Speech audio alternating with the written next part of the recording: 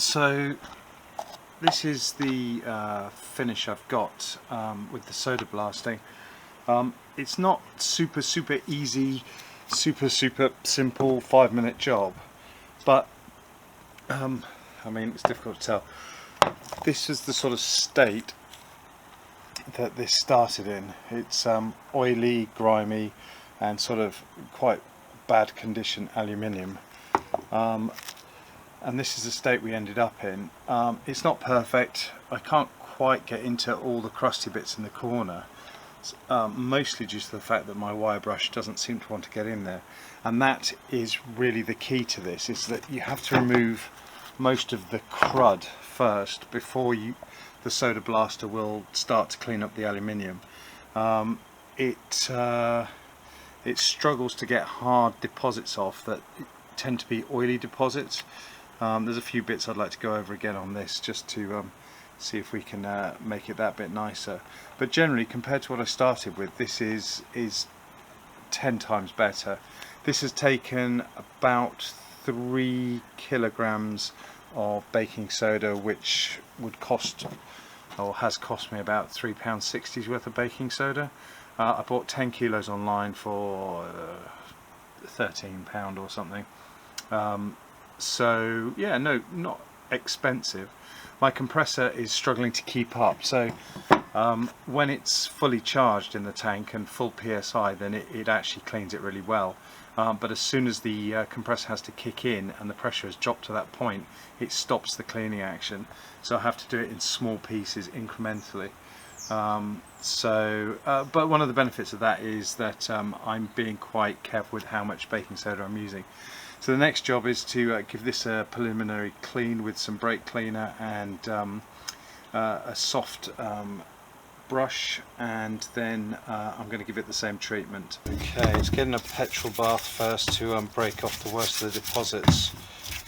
After the petrol, I'm going to give it a quick once over with brake cleaner to remove any of the oily residues, and then after that it's going to get some soda blasting. There's still a lot of crusty deposits that are in there, and that's the sort of thing that petrol won't remove. So I'm going to give that a go with the soda blaster and see if we can remove some of those deposits.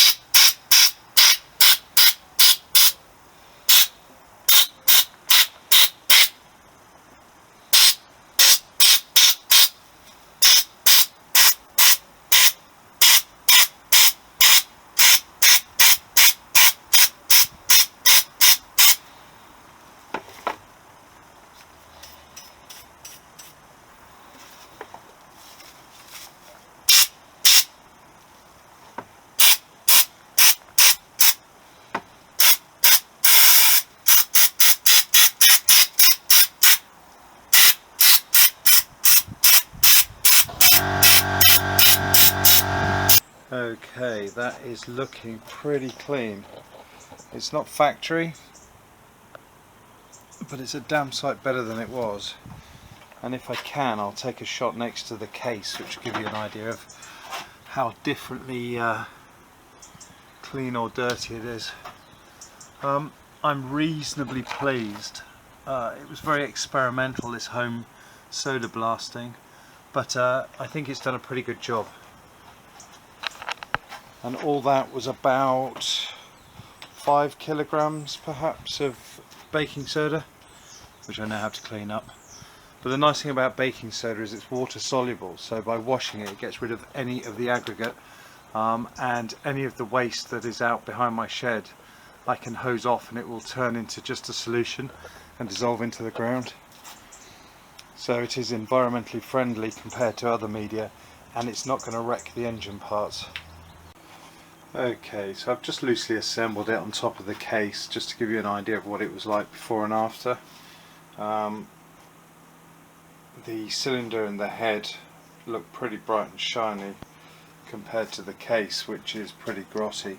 I mean, some of this is dirt that'll clean off, but a lot of it is just oxidized aluminium.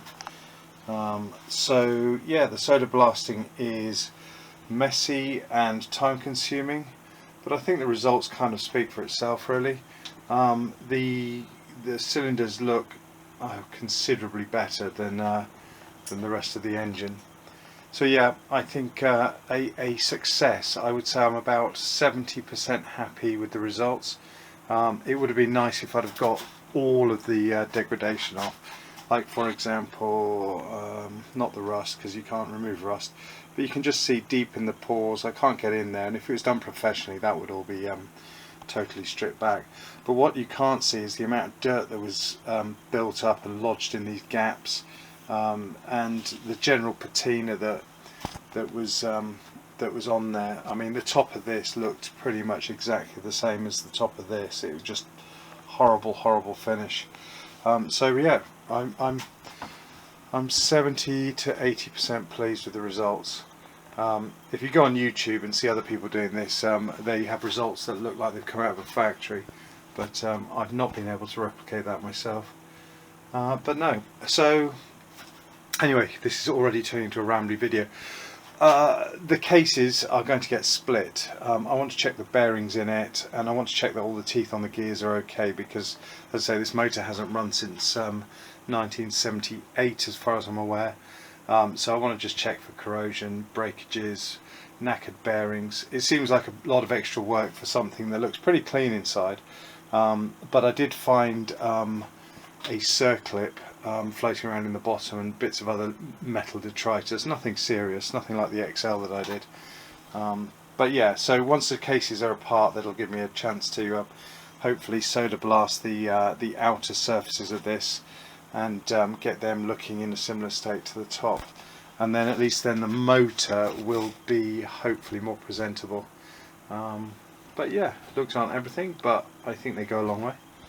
This bit of old footage shows you how bad the cylinder head was.